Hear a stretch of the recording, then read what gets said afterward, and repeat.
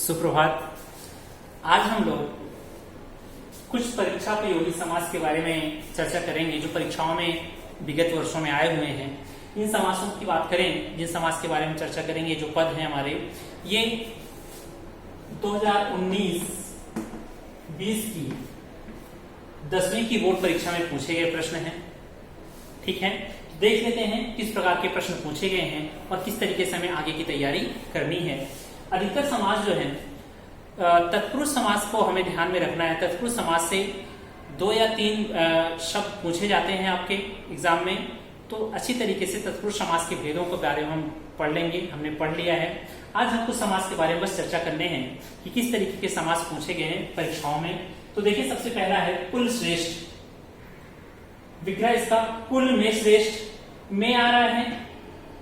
में जो चिन्ह हमें पता है, यह इसका चिन्ह है अधिकरण का, तो अधिकरण तत्पुरुष समास। ठीक है।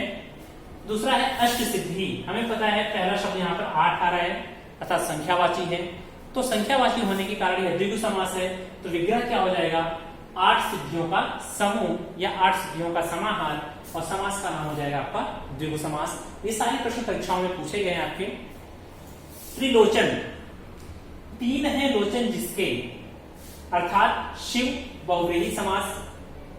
यदि हम 3 लोचन का समूह लिख देते हैं तो भी हमारा सही होगा, और लेकिन समास का नाम हमें क्या लिखना होगा?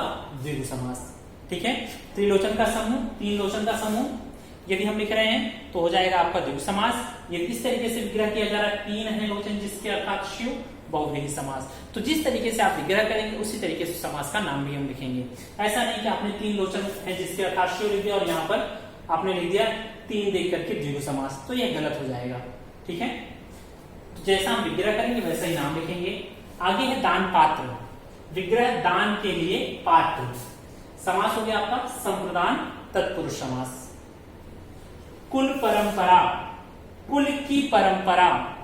ठीक है, समास हो गया आपका संबंध तत्पुरुष समास। की आ रहा है, की के कारण यहाँ पर संबंध की बात की जा रही है। यथाशक्ति, शक्ति के अनुसार।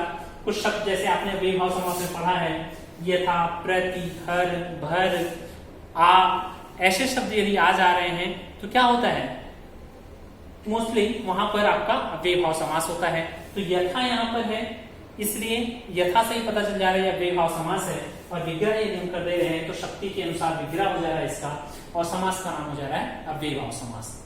ठीक है, तो ये कुछ समास आपके एग्जाम में आए हुए, आपकी परीक्षाओं में आए हुए हैं। तो अधिकतर देखिए यहाँ पे तत्पुरुष समास के बारे में, तो तत्पुरुष समास कुल में श्रेष्ठ, कुल श्रेष्ठ हो गया, दान के लिए पात्र, कुल परंपरा।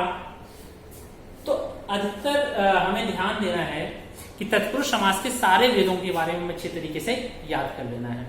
ठीक है, बाकी अगली वीडियो में हम कुछ और समास जो परीक्षा में पूछे गए हैं, जो परीक्षा के लिए उपयोगी हैं, इन पर हम चर्चा करेंगे।